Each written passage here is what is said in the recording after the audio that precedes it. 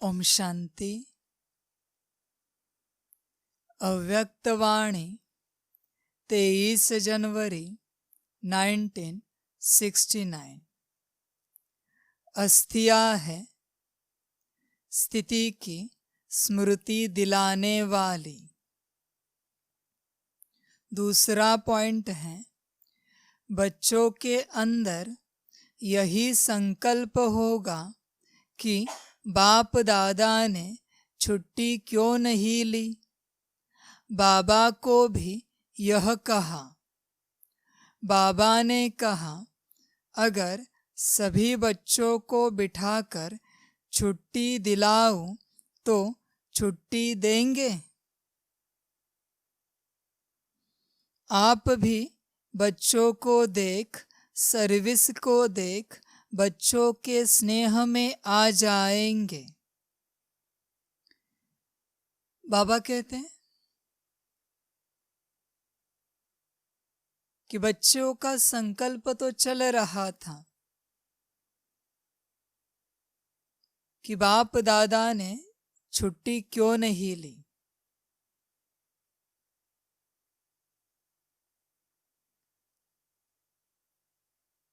बाबा कहते हैं कि अगर बच्चों को बिठाकर छुट्टी दिलाऊं तो छुट्टी देंगे क्या। समझ की बात है, हम ड्रामा को कितना स्वीकार करते हैं। ड्रामा की किसी भी घटना को कितना स्वीकार करते हैं। हम अपने को चेक करें। जो ड्रामा है उसका हर सीन, उसको हम कितना एक्सेप्ट करते हैं। हर सीन में हर सीन आ जाता है। ऐसे नहीं किसी सीन को छोड़ दिया कि इतने सीन हमें एक्सेप्ट नहीं है, बाकी सभी एक्सेप्ट हैं। ऐसे नहीं, हर सीन माना हर सीन। अगर आप ज्ञानी हो तो हर घटना को स्वीकार करेंगे। इससे विपरीत, अगर आप हर घटना को स्वीकार नहीं कर रहे हैं, इसका मतलब आप ज्ञान लेकर भी बड़े अज्ञानी हो। दुनिया को तो पता नहीं है कि ड्रामा क्या है, बातें क्या होती है।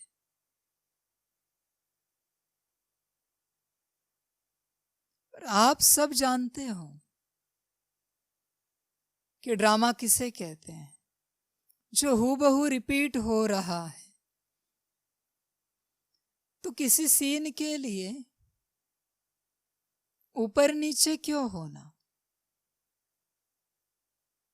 फकीर किसे कहते हैं, जिनके अंदर कोई फिक्र नहीं होती। और गृहस्थी किसे कहते हैं, जो सदा फिक्र में रहते हैं। इस ड्रामा में फकीर कौन है, जिन्हें ड्रामा का पूरा ज्ञान है।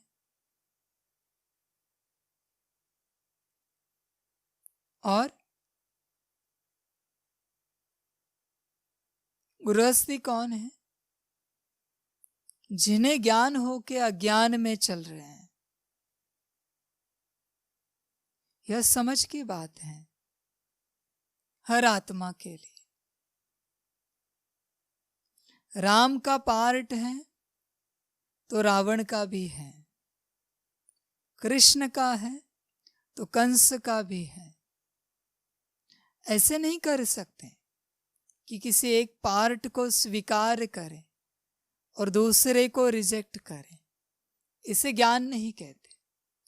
ज्ञान माना पूरे ड्रामा को स्वीकार करना। ड्रामा में हर प्रकार की आत्मा है। आप क्या चाहते हो? कि गाली देने वाला ना हो, बस आपकी स्तुति करने वाला हो? अगर स्तुति चाहते हो तो गाली देने वाला भी इस ड्रामा में पार्ट प्ले करेगा, निश्चित है। जो आप चाहते हो उससे विपरीत हर एक पार्ट आपको इस ड्रामा में मिलेगा। इसलिए यह ड्रामा पूरा रंगीन है। ऐसे नहीं कि कोई कलर्स इसमें नहीं है, हर प्रकार का कलर है। तो इस अपेक्षा में कदापि नहीं रहना कि हमेशा सब अच्छा होगा दुनिया के हिसाब से, आपकी बिलीफ सिस्टम के हिसाब से, वरना सब अच्छा ही हो रहा है। तो आप जो दुनिया के हिसाब से बिलीफ सिस्टम से अच्छाई की मांग कर रहे हैं, उसके साथ उससे विपरीत भी है। तो ड्रामा की हर एक सीन को स्वीकार करो। आज अगर विश्व में आपका ज्ञान कोई अस्वीकार कर रहा है तो वो भी ड्रामा है। हर एक सीन ड्रामा है। आप क्यों झंझट उठा रहे हो? जिसने ड्रामा बनाया है वो जानेगा कि कैसे चलना है, कैसे होना है। तो बाबा कहते हैं कोई घटना आपको बताकर अगर करे तो क्या आप तैयार हो? और अगर आप तैयार हो तो कल्प पहले वाली सारी घटनाएं आपको पता है, क्योंकि आपके अंदर वो नोंद है। जिस दिन आप ड्रामा को पूरी रीति स्वीकार करोगे, आपको पूरा ड्रामा पता चलेगा, पता पड़ेगा। बाबा क्यों नहीं बताता अगली सीन? क्योंकि बच्चे तैयार नहीं हैं। जिस दिन बच्चे तैयार हो जाएंगे सीन पता चलेगी, क्योंकि सब नथिंग न्यू चल रहा है। कोई नई बात यहां नहीं घटित हो रही है, सब नथिंग न्यू है। पुराना ही रिपीट हो रहा है। हर आत्मा अपने पुराने पार्ट अनुसार ड्रामा प्ले कर रही है। तो किसी को दोष नहीं देना कि यह घटना ऐसे क्यों नहीं हुई, वैसे क्यों नहीं हुई। हर आत्मा का अपना पार्ट। बाबा भी तो कहता है कि मेरा भी पार्ट है।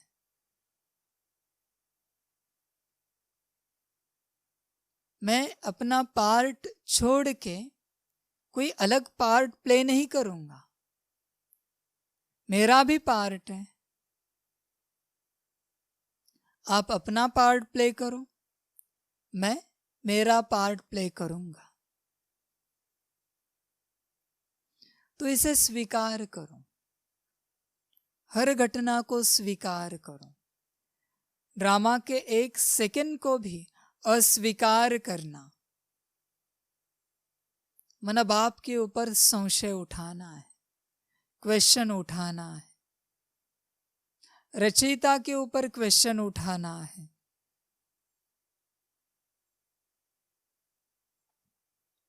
आप भी बच्चों को देख, सर्विस को देख बच्चों के स्नेह में आ जाएंगे।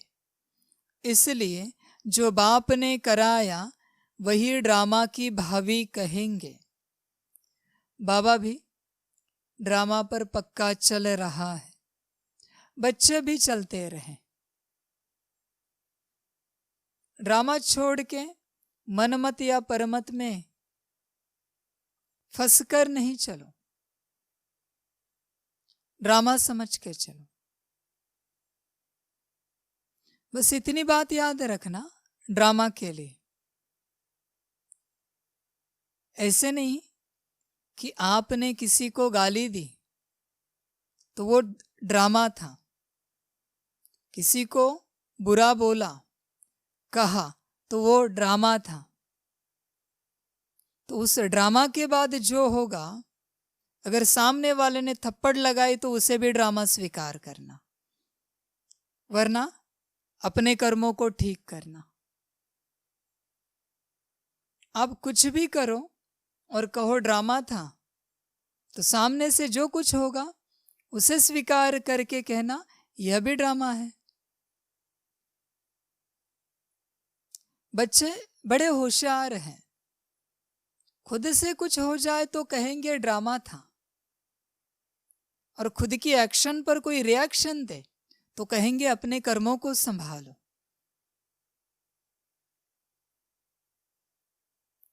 आपने अपने कर्मों को संभाला नहीं ना, तो उसे भी ड्रामानुसार अपना पार्ट प्ले करने दो। बाबा भी ड्रामा पर पक्का चल रहा है, यह समझ की बात है कि हम कितने पक्के होकर चल रहे हैं, ड्रामा की भावी कैसे कह रहे हैं। आपका अच्छा हो रहा है दुनिया के हिसाब से, आपकी बिलीफ सिस्टम के हिसाब से। ड्रामानुसार अच्छा और बुरा सब ड्रामा है। तो अगर आपका अच्छा हो रहा है, उस समय कहो वाह ड्रामा वाह। तो जब दुनिया के हिसाब से, आपकी बिलीफ सिस्टम के हिसाब से आपका बुरा हो रहा है, तब भी कहना वाह ड्रामा वाह। एक साइड से नहीं कहना वाह ड्रामा वाह, ज्ञान छोड़ के भाग जाओगे। इसलिए ड्रामा कहते हैं पूरे नाटक को। और जब ड्रामा है तो बिंदी लग जाती है, कोई क्वेश्चन नहीं उठ सकता। फिर कभी यह नहीं कहना इस आत्मा का पार्ट ऐसे क्यों है, उस आत्मा का पार्ट वैसे क्यों है। ड्रामा है ना, तो हर आत्मा का अपना पार्ट है, जैसे भी है आप स्वीकार करो। अगर आप स्वीकार नहीं कर रहे हो तो आप अज्ञानी हो, यह सिद्ध हो जाता है। और आप आधे ज्ञान में चल रहे हो, डूब जाओगे।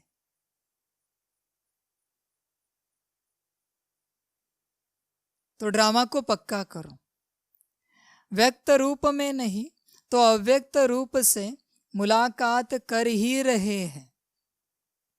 अगर ड्रामा है तो जिस आत्मा का जब अव्यक्त होना है सो तो होना ही है। आप क्यों सोच रहे हो? क्या पता आपका नंबर कब लग जाए। आप आज उसके लिए सोच रहे हो, किसी भी आत्मा के लिए, और आज ही आपका नंबर लगा तो कितनी स्थिति बनाई है, कितना पुरुषार्थ किया है, कितनी आत्मिक स्थिति और आत्मिक स्थिति में बाबा की याद बनाई है। यह चेक करो, किसी आत्मा के पार्ट के ऊपर क्वेश्चन नहीं उठाओ। तो व्यक्त रूप में नहीं तो अव्यक्त रूप से मुलाकात कर ही रहे हैं। अगर आप आत्मिक स्थिति के ज्ञान को जानते हैं, आत्मा इस बात को समझते हैं और अपने को अनुभव करते हैं, तो यह क्वेश्चन नहीं उठाएंगे इन्होंने शरीर क्यों छोड़ा, उन्होंने शरीर क्यों छोड़ा। शरीर ही छूटा है ना, आत्मा तो कहीं गई नहीं। अव्यक्त रूप में भी आत्मा मिल सकती है ना, तो क्वेश्चन क्यों उठा रहे हो? ड्रामा को समझो। और उनको रोक कर आप कर भी क्या सकेंगे? क्या करने वाले थे उनको रोक कर? किसी भी आत्मा को क्या अगले दिन आप संपन्न और संपूर्ण बनने वाले थे? क्या करने वाले थे? तो क्वेश्चन क्यों उठा रहे हो? ड्रामा अनुसार जो हो रहा है एक्यूरेट हो रहा है, इस बात को समझो। बस जो मन में आया बोल दिया, ऐसे ज्ञान नहीं होता। ज्ञानी माना समझदार, समझ से बात करेंगे। बस मुंह खोला और बात शुरू की, ये ज्ञानियों के लक्षण नहीं है, ये अज्ञानियों के लक्षण हैं। ज्ञानी माना कोई भी शब्द मुख से बाहर निकालने से पहले सोचेंगे इसका परिणाम क्या होगा, ये शब्द निकालना सही है या नहीं है, इसको ज्ञानी कहते हैं। तो अपने को चेक करो। सर्विस की वृद्धि वैसे ही है, बच्चों की याद वैसे ही है, लेकिन अंतर यह है कि वह व्यक्त में अव्यक्त था और यह अव्यक्त ही है। ये समझ है अव्यक्त और व्यक्त की। आप सारे दिन भर में कितना समय अव्यक्त स्थिति में रहते हो, चेक करो अपने को। वरना पढ़ाई पढ़ के कोई मतलब नहीं है। अगर अव्यक्त स्थिति में नहीं रह सकते तो आप पढ़ाई नहीं पढ़ रहे हो, ये सिद्ध हो जाता है। आत्मिक स्थिति में नहीं रह सकते तो आपसे कोई पढ़ाई नहीं हो रही है। हर किसी के चाल चलन से पता चलता है कि कितना आत्मिक स्थिति में है। आत्मिक स्थिति में सारे गुण दिखते हैं। बॉडी कॉन्शियसनेस में अहंकार से शुरुआत होके सारे विकार आ जाते हैं और विकारों के बाल बच्चे भी आ जाते हैं बॉडी कॉन्शियसनेस में। तो हर कोई अपने को चेक करे कि आप आत्मिक स्थिति में कितने हैं। भल बातें बहुत बड़ी बड़ी करते हैं, कहते हैं, लेकिन खुद में वो स्थिति कितनी है? दूसरों को सिखाने से पहले अपने को चेक करो। अगर आपके अंदर वो बात नहीं है ना, तो आपके सिखाने से कोई सुधरने वाला नहीं है, इतना याद रखना। तो पहले अपने को चेक करना कि जो बात आप दूसरों को सुनाने जा रहे हैं, सिखाने जा रहे हैं, वह बात आपके अंदर कितनी धारण है। लोगों के सामने स्टेज पर बड़ी बड़ी बातें करेंगे, जैसे कितने महाज्ञानी हैं, महापंडित हैं, महायोगी हैं, और स्टेज से नीचे उतरने के बाद पता चलता है कमरे के बाहर बहुत अच्छा बर्ताव करेंगे और अंदर अपने स्वरूप में बात करेंगे। ऐसे जो है ना, वो सभी अभी फंसने वाले हैं। जो अंदर बाहर साफ हैं वही बचने वाले हैं। समझ की बात है।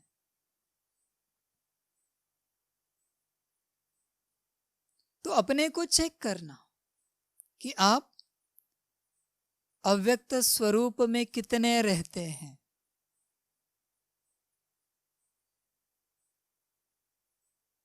हमेशा याद रखें, जब तक स्व अपराध नहीं होंगे सुदर्शन चक्र नहीं छूटेगा।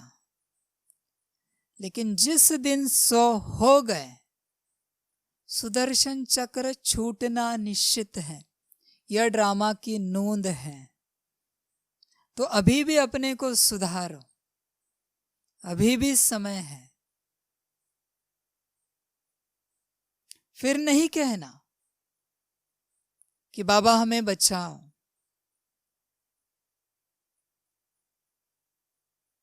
बाबा कहेगा मैं जब बचा रहा था तब बचने की कोशिश की नहीं ना, तो अभी तुम मेरे काम के भी नहीं हो और दुनिया के भी काम के नहीं हो। बेहतर है जाओ। समय आता है,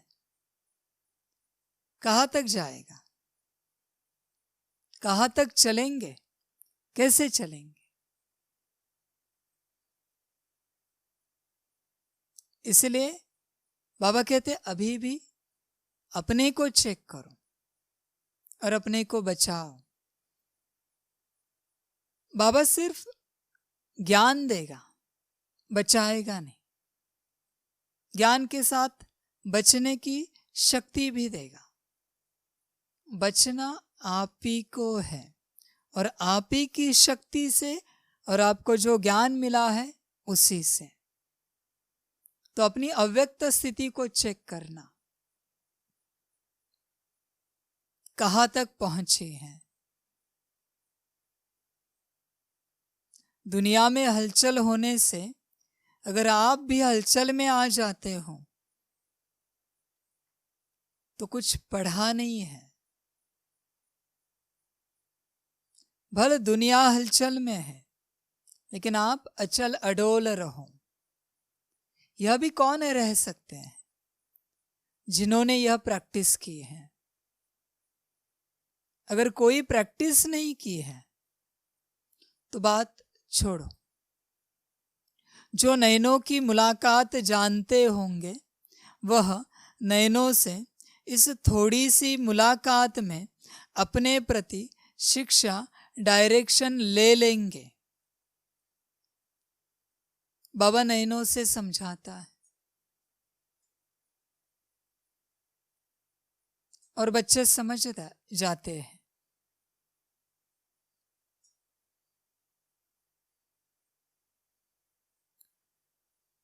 जो इशारों से नहीं समझते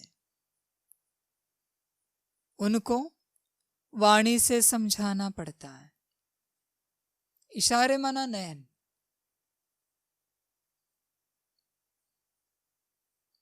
तो जो इशारों से नहीं समझते उनको वाणी से समझाना पड़ता है। और जो वाणी से भी नहीं समझते उन्हें माया समझा देती है कि बाप क्या चीज है।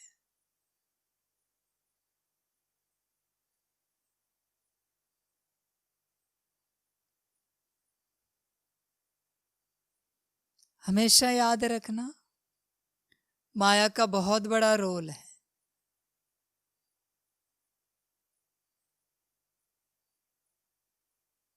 तुम ठिकाने पर नहीं पहुंचे ना, वह पहुंचा देगी। इसलिए समझो, अपने को समझो, अपनी स्थिति में आ जाओ और बाप को याद करो। इशारों से ही समझ जाओ।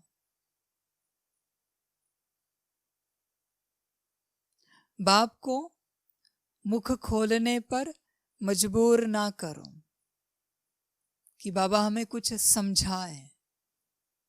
नहीं, इशारों से समझ जाओ, वरना माया बैठी है।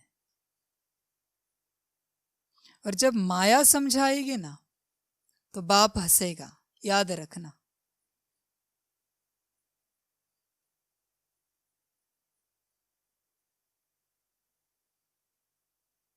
बहुत हंसेगा, कहेगा अभी समझो, अभी आई अकल ठिकाने।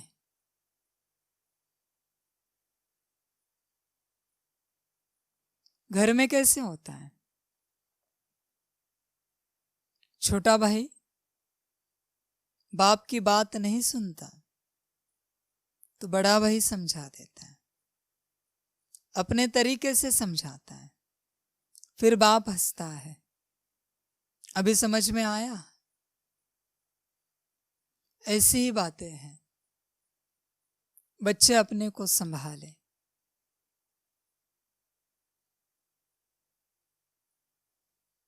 आप सभी को वतन में तो आना ही है, बच्चों से मुलाकात करने के लिए हर वक्त हर समय तैयार ही रहते हैं।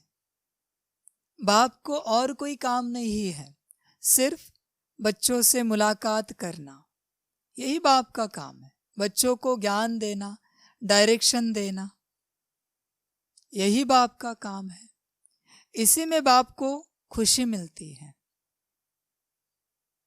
लेकिन क्या बच्चों को बाप से मिलने में खुशी मिलती है? चेक करें। बाप का ज्ञान धारण करने में खुशी मिलती है? चेक करें।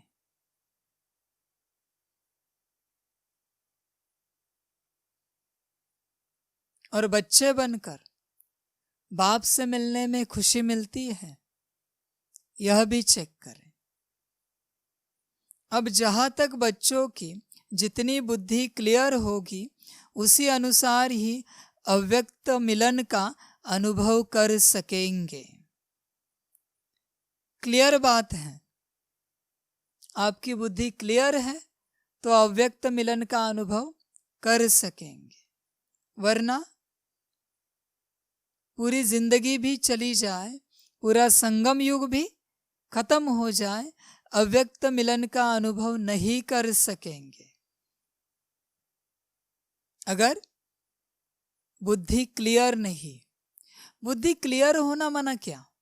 मैं कौन हूं ये पता चलना और उस स्वरूप में मिलन मनाना। अगर नहीं मना सकते तो मिलन का कभी अनुभव नहीं कर सकेंगे।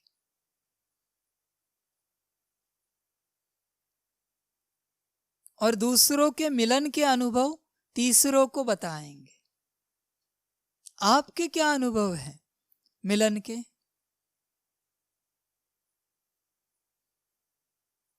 कितने भरपूर हुए मिलन मना के?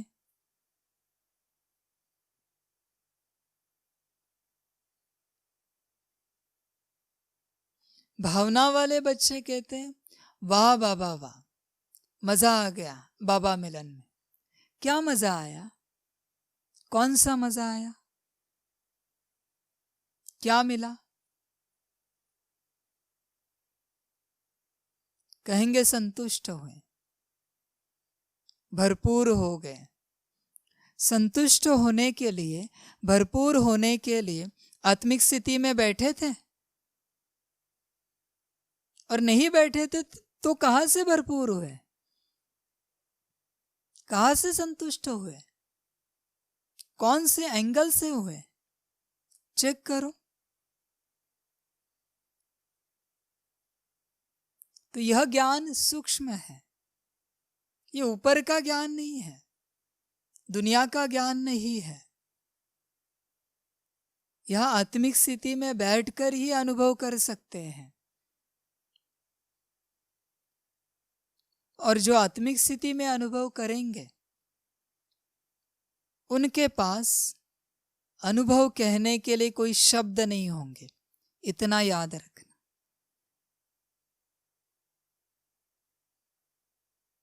इसलिए बाबा भी खुद कहते हैं ना कि जिस दिन तुम मुझे पूरी रीति जान जाओगे, तुम संपन्न और संपूर्ण बन जाओगे।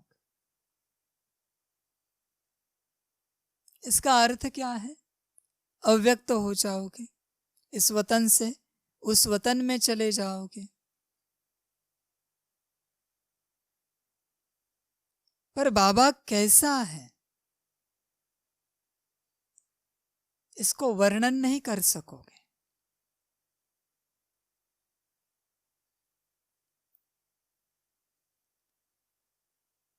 क्योंकि बाबा का जो वर्णन है उसके लिए कोई शब्द नहीं है।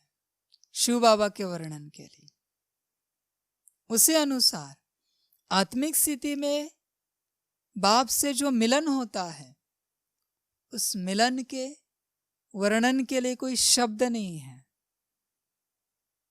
अगर आप शब्दों में उस मिलन के वर्णन को बांधने की चेष्टा कर रहे हो तो कहीं तो यह सिद्ध होता है कि आपने मिलन पूरी रीति अनुभव नहीं किया है।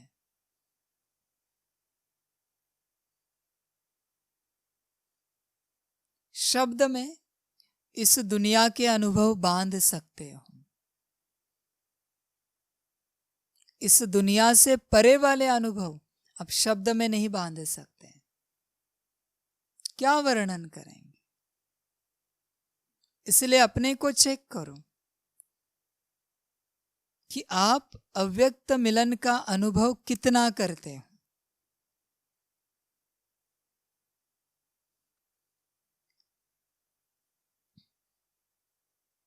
शक्ति स्वरूप में स्थित है। दीदी से कहा जैसे साथ थे वैसे ही है, अलग नहीं। अभी शक्ति स्वरूप का पार्ट प्रत्यक्ष में दिखाना है। शक्ति स्वरूप में आना माना पहले अपनी स्थिति में आ जाना, आत्मिक स्थिति। जोश में जो कार्य होता है वह बॉडी कॉन्शियसनेस का कार्य है, और जो साइलेंस में होता है वह सोल कॉन्शियसनेस का कार्य है। तो शक्ति स्वरूप में आना माना साइलेंस में अथॉरिटी से कार्य पूरा करना, एक्साइट नहीं होना। एक्साइटमेंट माना बॉडी कॉन्शियसनेस।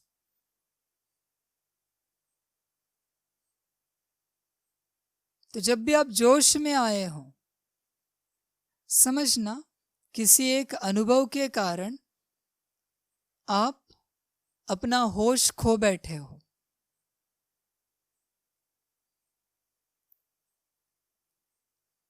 देवताओं को देखा है, शक्ति स्वरूप रहते हैं।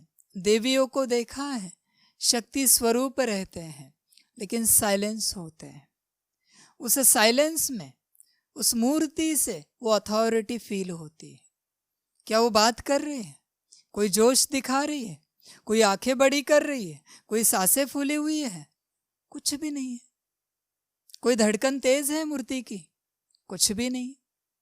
फिर भी वो शक्ति महसूस होती है।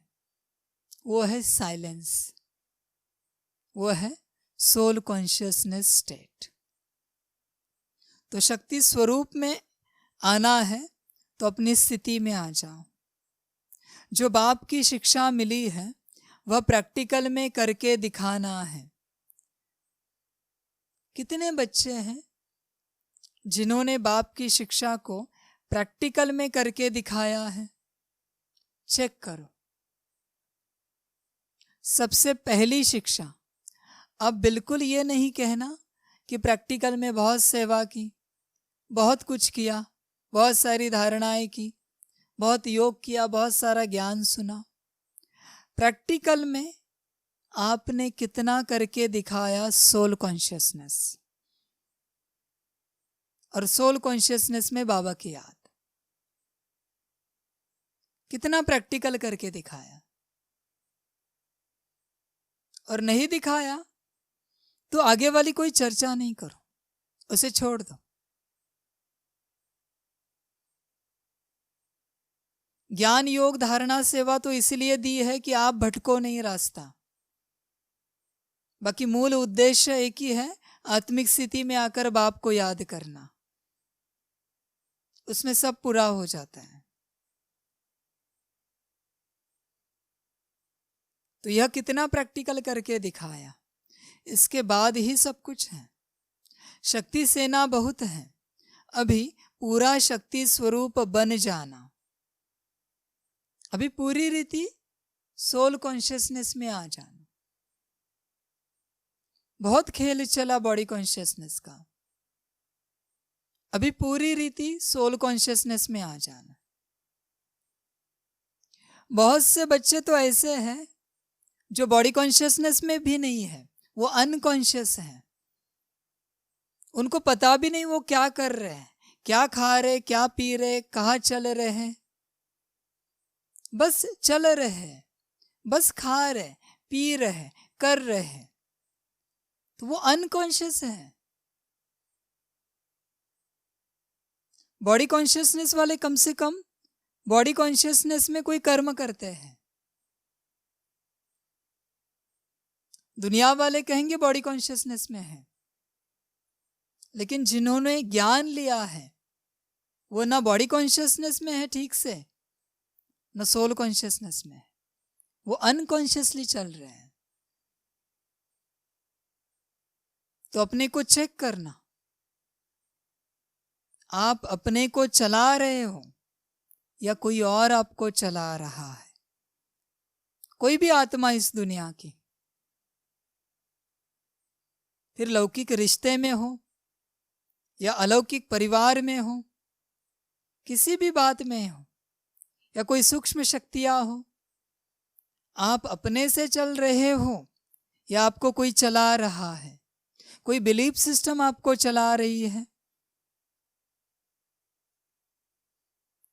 कोई ज्ञान है जो पकड़ के रखा है वो आपको चला रहा है, कोई सेवा आपको चला रही है, कोई योग, कोई धारणा आपको चला रही है, या आप चल रहे हो। चेक करना। अगर आपको कोई चला रहा है तो आप अनकॉन्शियस हो। इस दुनिया की कोई शक्ति, फिर आत्मा हो या सूक्ष्म कोई शक्ति हो, आपको चला रही है तो आप अनकॉन्शियस हो। अगर आप अपने से चल रहे हो, अपने से, फिर वहां सोल कॉन्शियसनेस नहीं है, तो वो बॉडी कॉन्शियसनेस है। और अगर आप अपने से चल रहे हो सोल कॉन्शियसनेस में, तो उसे सोल कॉन्शियस कहेंगे। बड़ी गहरी बात है। बहुत से बच्चे यहाँ वहां से बातें सुनते हैं और चलते हैं, अनकॉन्शियस है। आपको कोई और चला रहा है, किसी की बातें चला रही है, किसी के बिलीफ सिस्टम चला रहे हैं। आपके पास सोचने और समझने की भी बुद्धि नहीं है। किसी ने कहा हाँ तो आपने भी कहा हाँ, किसी ने कहा ना तो आपने भी कहा ना।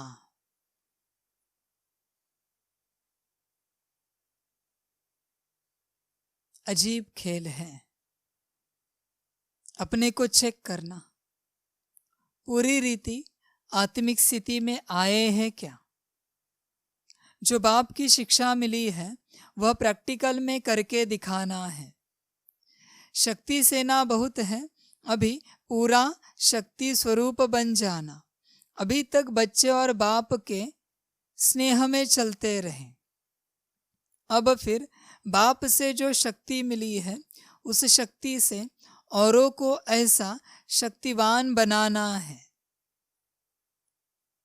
अभी आपको जो ताकत मिली है वह ताकत दूसरों को दो। अगर आपके पास होगी तो ही आप देंगे। परमात्मा का ज्ञान लोगों को नहीं सिखाओ, लोग नहीं सीख सकते क्योंकि उनकी अपनी बिलीफ सिस्टम है। उन्हें आप आत्मा का ज्ञान सिखाओ। आत्मा का ज्ञान तो हर कोई एक्सेप्ट करेगा और प्रैक्टिस भी करेगा, और जब आत्मा का अनुभव हुआ तो परमात्मा का ज्ञान अपने आप समझ में आ जाएगा। अब सीधा परमात्मा की बिलीफ सिस्टम को चेंज मत करो।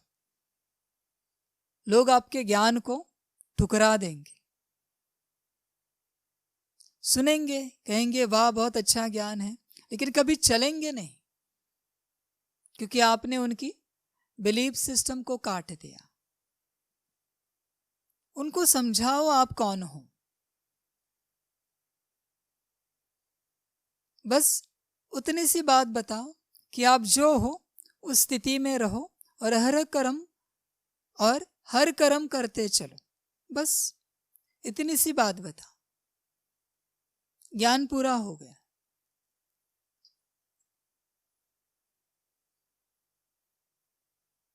जब आत्मिक स्थिति में आएंगे तब ही परमात्मा के ज्ञान को समझ पाएंगे। जब परमात्मा के ज्ञान को समझ जाएंगे तब ड्रामा का ज्ञान समझेंगे, फिर सीढ़ी को समझेंगे।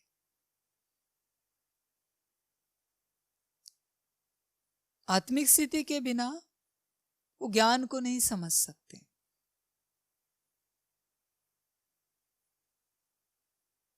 सीधा योग नहीं कराऊं, पहले उनके स्थिति में उनको आने दो। जब वो अपनी स्थिति में आ जाएंगे, योग करना सीख जाएंगे। अपने आप योग करेंगे। लेकिन ये सब होगा कब? जब आप अपनी स्थिति में होंगे। ज्ञान देने वाला ही अपनी स्थिति में नहीं है और दूसरों को ज्ञान दे रहा है कि आत्मिक स्थिति में आ जाओ। ये तो हंसने वाली बात हो गई।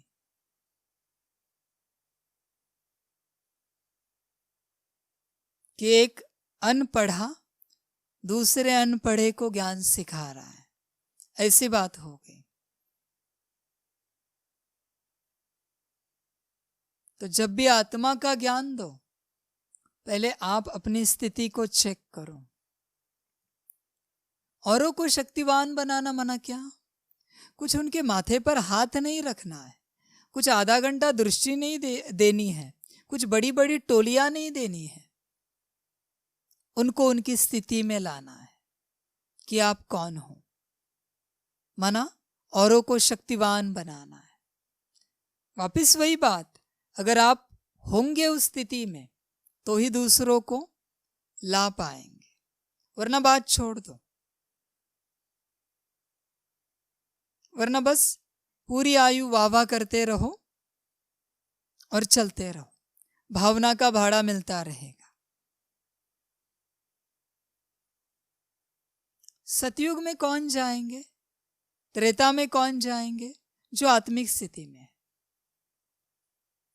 जिन्होंने कभी आत्मिक स्थिति ही धारण नहीं की, उनको सतयुग में एंट्री कैसे मिलेगी? त्रेता में एंट्री कैसे मिलेगी? कौन देगा? माया देगी? कौन देगा एंट्री? तो अपने को चेक करो। सबके ख्वाब बहुत बड़े हैं, विश्व महाराजन बनना है, अष्टरत्न बनना है, 108 में आना है, पर उसके लिए मेहनत क्या करते हो?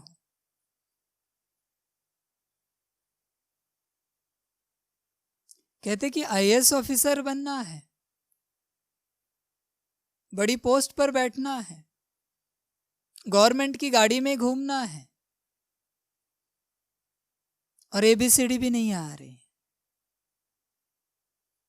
अजीब खेल है और अजीब बच्चे हैं।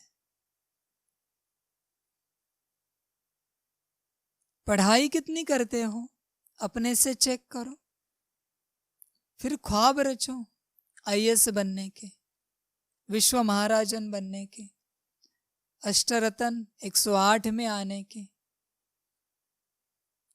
बस संकल्प करने से कुछ नहीं होता, कर्म करना पड़ता है। तो आप कितने शक्तिवान बने हो चेक करना। जितने आप बने हो उतना ही आप दूसरों को बना पाएंगे। इस बात को याद रखना।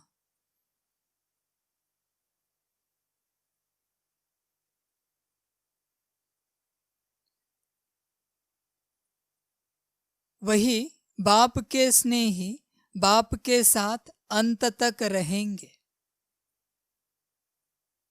बाप के साथ अंत तक कौन रहेंगे?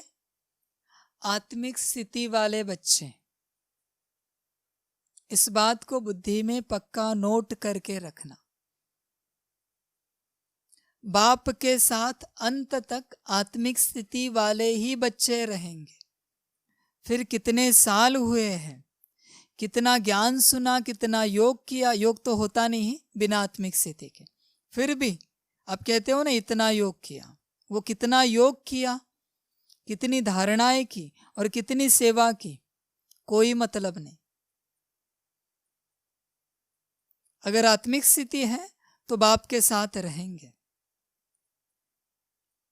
वरना नहीं रह सकते। कृष्ण को देखने की बड़ी इच्छाएं सबकी है, आशाएं हैं। कृष्ण आत्मिक स्थिति में है, इस बात को पक्का बुद्धि में याद रखना। और सबसे पवित्र आत्मा है, नंबर 1 पवित्र है। उसको देखने के लिए भी आत्मिक स्थिति लगती है। उसको छूना बहुत दूर की बात है, उसके पास जाना भी बहुत दूर की बात है। अगर आप हो तो रहेंगे, वरना ड्रामा।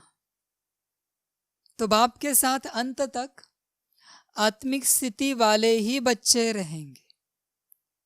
इस बात को बुद्धि में पक्का याद रखना, क्योंकि बाप का ज्ञान का पहला पाठ है आत्मिक स्थिति और अंतिम पाठ भी है आत्मिक स्थिति। इससे अलग कुछ बात ही नहीं करना।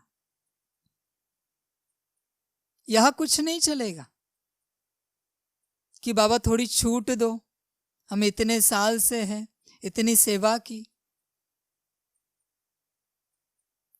इतना कुछ किया यज्ञ के लिए, कोई छूट नहीं मिलेगी। बाबा कहेंगे किया, लेकिन आत्मिक स्थिति कितनी की? किया तो सब कुछ, लेकिन आत्मिक स्थिति कितनी की? बाबा बस कहता रहते हैं वाह मीठे बच्चे, प्यारे बच्चे, लाडले बच्चे। इस बात पर नहीं जाना, वो बाप कह रहा है। लेकिन टीचर पूछेगा पढ़ाई कितनी हुई है, सदगुरु पूछेगा रिजल्ट क्या है पढ़ाई का। वाह वाह बच्चे, लाडले बच्चे, मीठे बच्चे, ये बात ही नहीं होगी। पढ़ाई का रिजल्ट बताओ। भला आपका बाप ही एग्जामिनर है, प्रिंसिपल है, लेकिन पढ़ाई के समय याद रखना वो बाप नहीं है, वो प्रिंसिपल है, एग्जामिनर है। वहां कोई लाड प्यार नहीं चलेगा, सिर्फ पढ़ाई देखी जाएगी। ऐसे नहीं कि आपका बाप प्रिंसिपल है तो पेपर में कुछ भी ना लिखो आपको नंबर 1 मिल जाएगा, ऐसे नहीं होगा कभी। इसलिए अगर आत्मिक स्थिति में है तो ही बाप के साथ अंत तक रहेंगे, इस बात को पक्का याद रखना। अच्छा, ओम शांति।